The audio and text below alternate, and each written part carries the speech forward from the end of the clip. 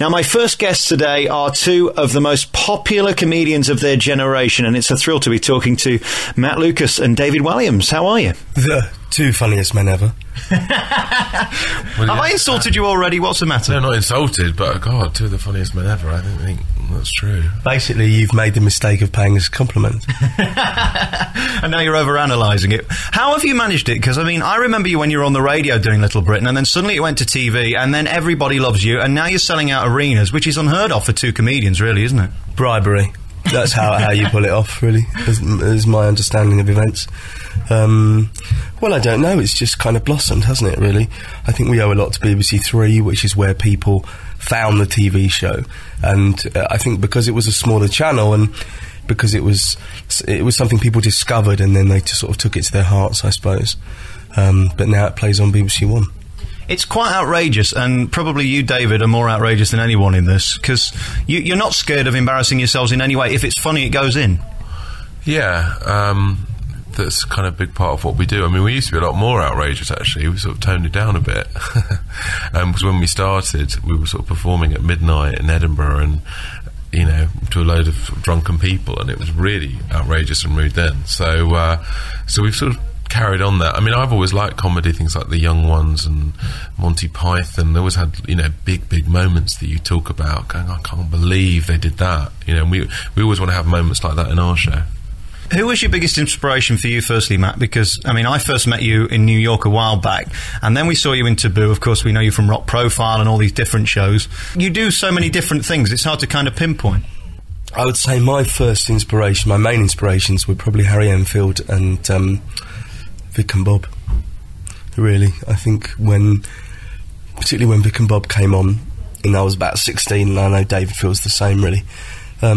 That was suddenly, it felt like a show that was being made for us. Didn't even aware that anyone else was even watching it. It just felt like it was being made for me.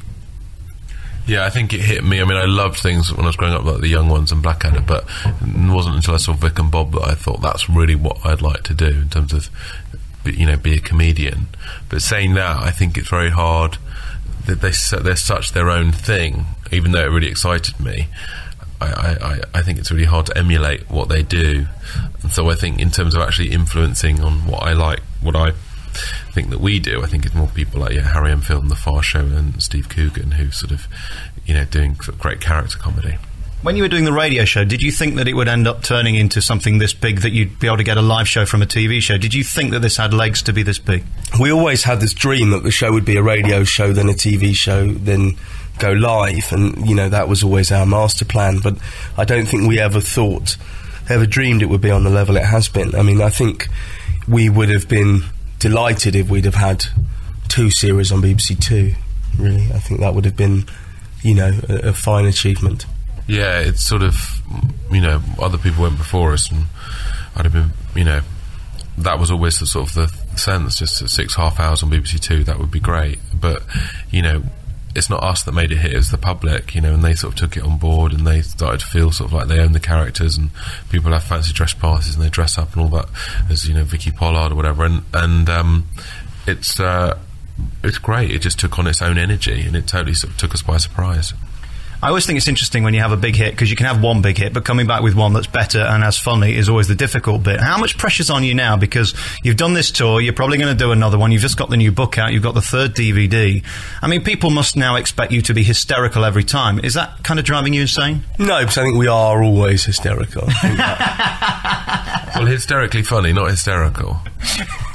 Well, no, I don't feel it. I feel you just got to keep on doing what you do and trying to write something interesting, make each other laugh, and see if other people like it. I mean, you know, we may never have a show as big as Little Britain, but that doesn't mean that we won't maybe make something good or interesting or that people will like, you know. I don't think you can kind of think, right, what would be really popular? Because I don't think we ever thought that with Little Britain. It wasn't like, right, how can we become really, really successful? It was just like, what makes us laugh? And I think you've just got to follow that.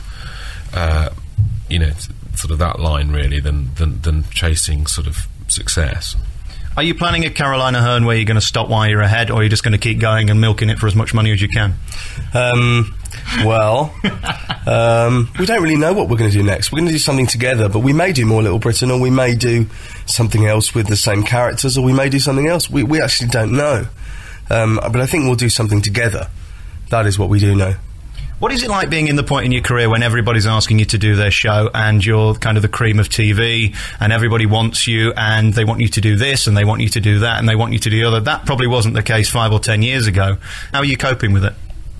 I think it comes in waves, you know, when you have a new show on, then everybody remembers you exist, and then, you know, 6 months later, and then things go a bit quieter, which is great.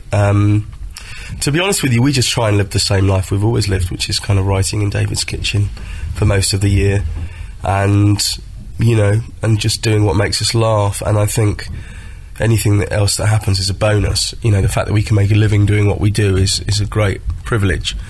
But any sense of fame, I mean, it doesn't last anyway, so it's just something to enjoy while it happens. How difficult is it to be funny and write when you're on tour? Because most of this year has been taken up with travelling from city to city, and now you've got to write another show. Can you do both at the same time, or do you have to do it separately?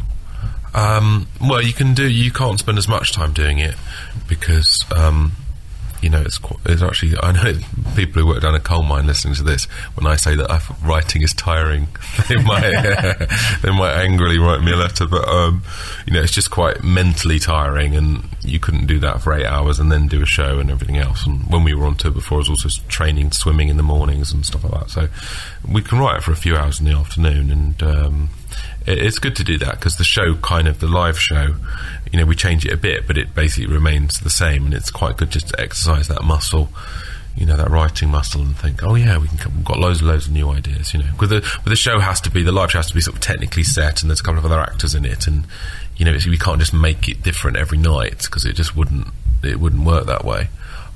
Touch was great that we had other things to do while we were touring. Comedy's really not designed for the arenas that you've been performing in. I mean, you've been doing venues where they can barely see you at the back. How does that work? I mean, do the big screens help? Well, the show started off playing 1,600 seats, which actually is more intimate than it sounds, because, you know, we give quite big, broad performances anyway. You know, we're not known for our subtlety.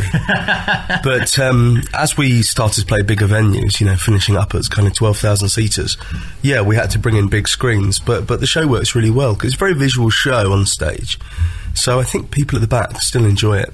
The costume changes, I mean, both of you really, in a way. Presumably it's just mental backstage. That's almost a show in itself, getting from costume to costume. Well, it was very hard at first, but it's amazing how quick the costume changes can become.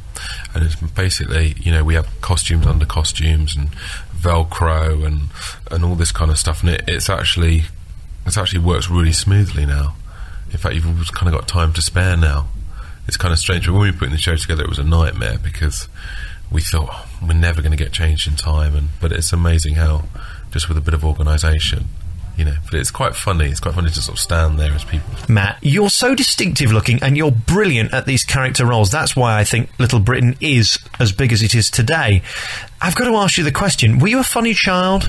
I was more funny peculiar, I think, but yeah, I think I was a bit mischievous. Because my hair fell out when I was 6, I wore this cap, and it had a giant brim, and when I was being told off, I would kind of lower the peak and sort of chuckle underneath it so no one could see. But there were funnier people than me in the class. You know, I was more of a fan of comedy probably than the funny one. How did the hair going affect you? Well, I think when you're 6, you don't really think hugely about it, and I think going to the hairdressers is an ordeal.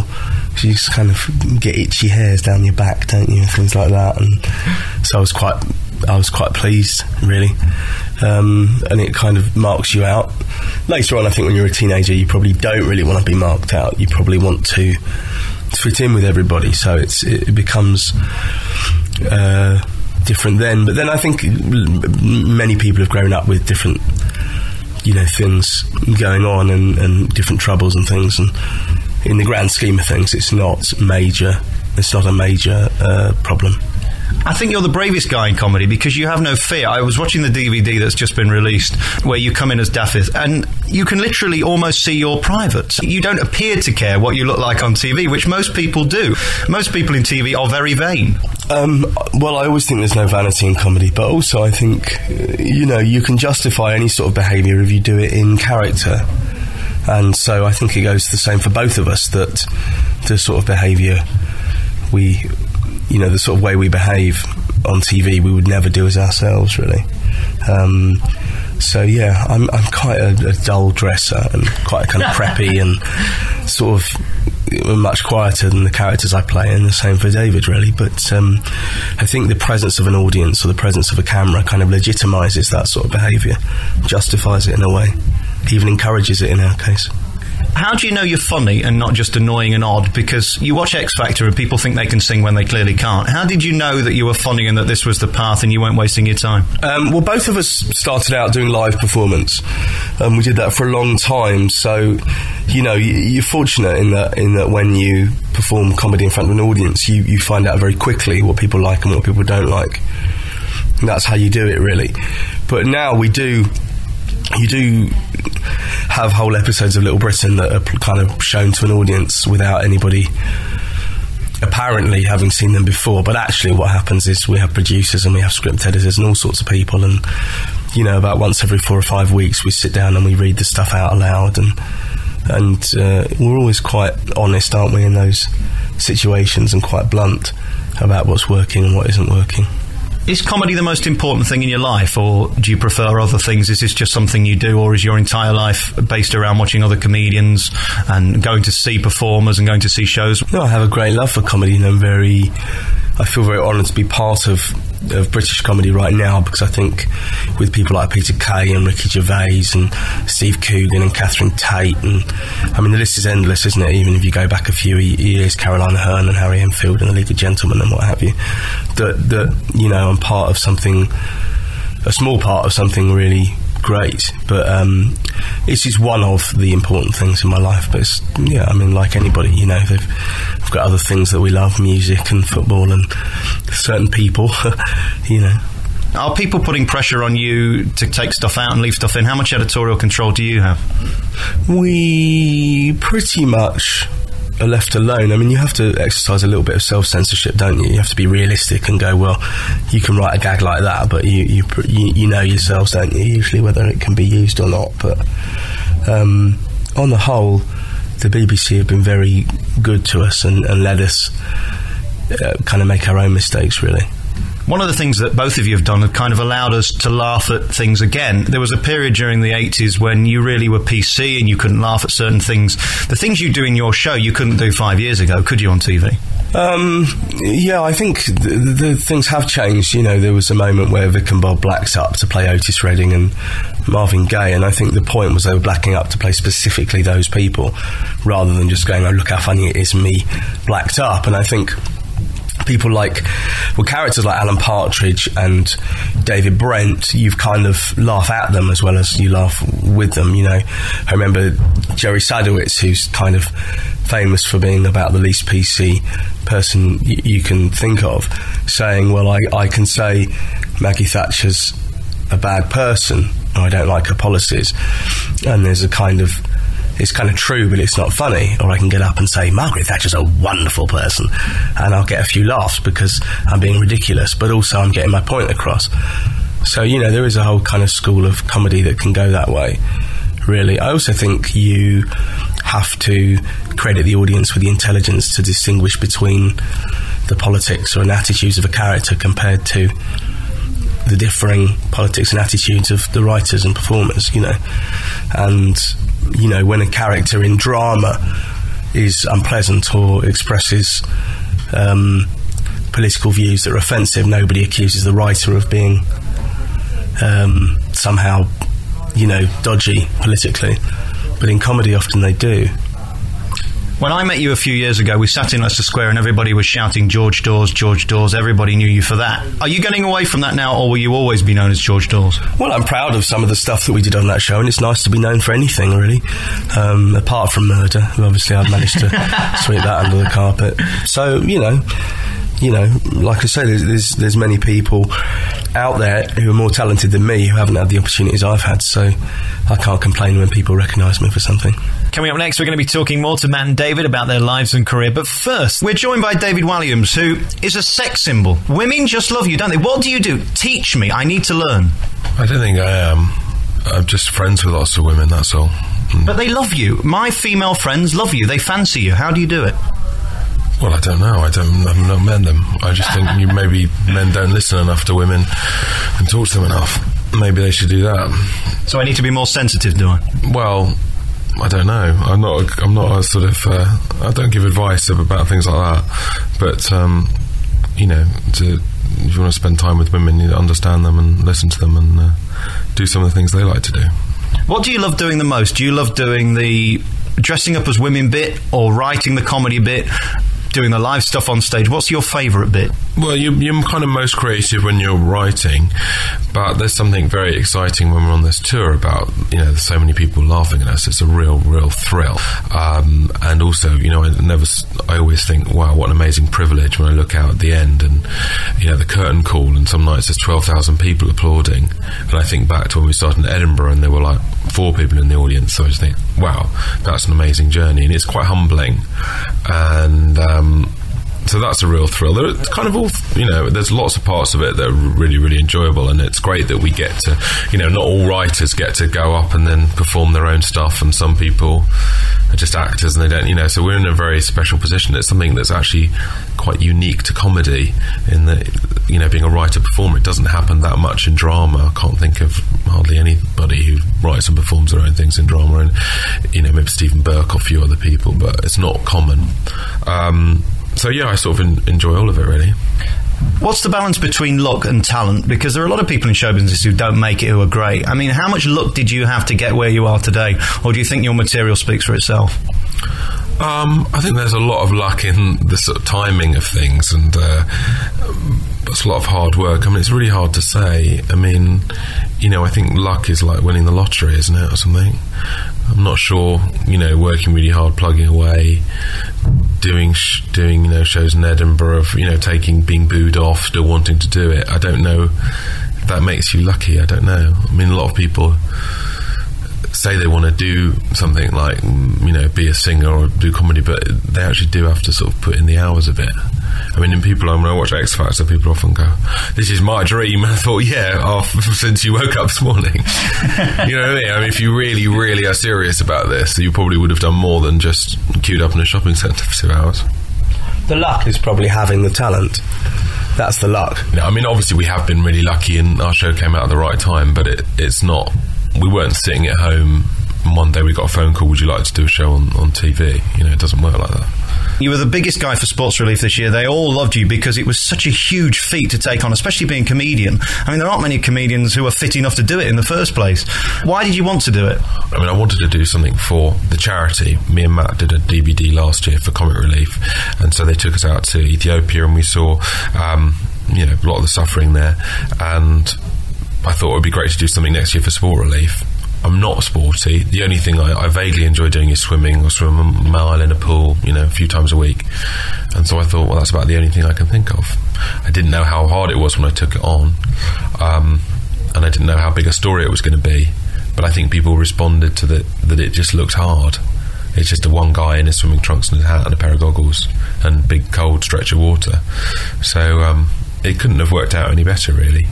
In one way, it couldn't have worked out any better, but in another way, you were doing a live show in the evening and having to get up early in the morning to go and train.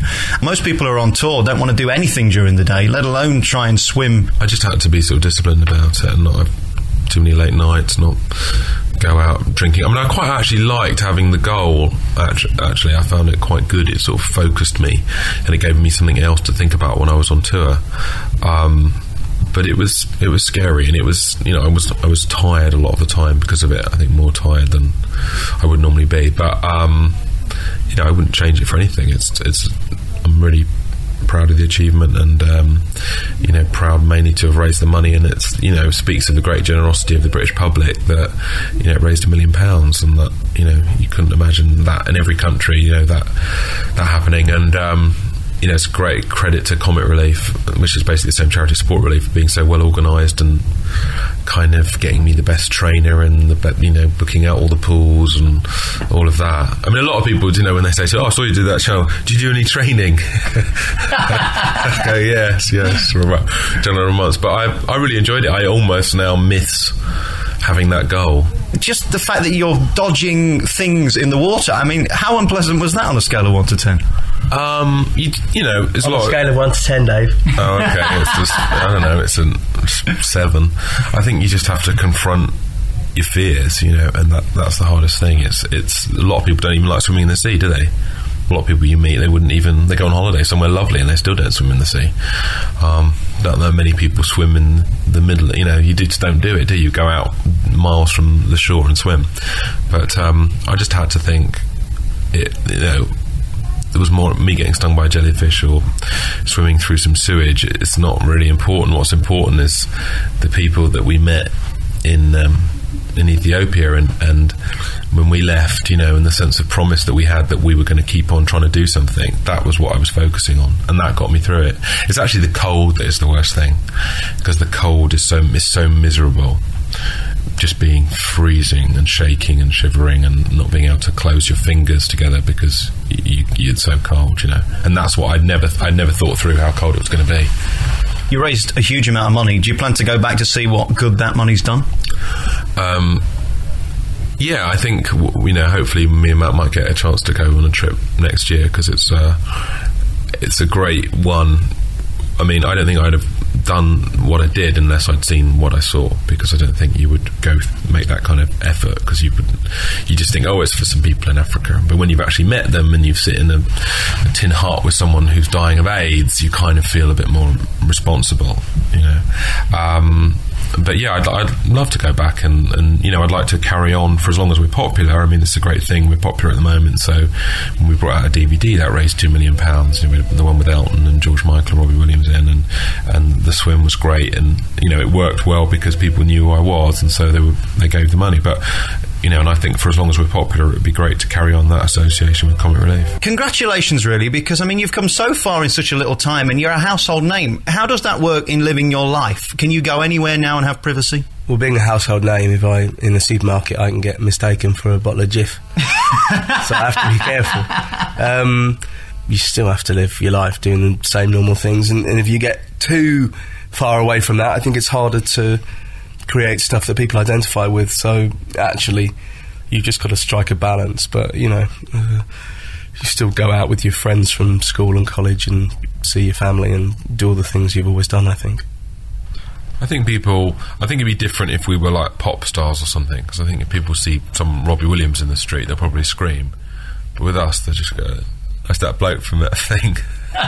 So I also think it's slightly different in London, strangely. I think that when we toured around the country, people were a little more excited to see us than we live in London, and it's also my local area. Everyone who's seen me now, and they're bored of me, so they don't bother saying anything. So, you know, it's fine, and most of the time it's nice. People appreciate it. They know you.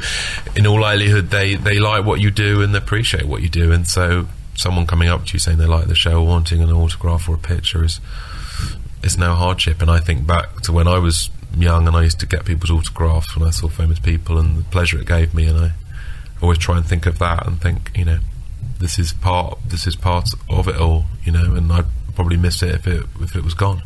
I think if you're a certain person, say if you're, you know, Andrew Marr, people will come up and talk about news and politics. If you're Jeremy Clarkson, you'll get blokes coming, tell me about the new car. I think that would be worse. Or we met John McCurrick and people come up to him and ask him for a tip for a bet. Yeah. Which I mean, the worst we get is just people shouting catchphrases at us. That's it. But everybody is very nice. Dale Winton always gets people asking what the lottery numbers are going to be.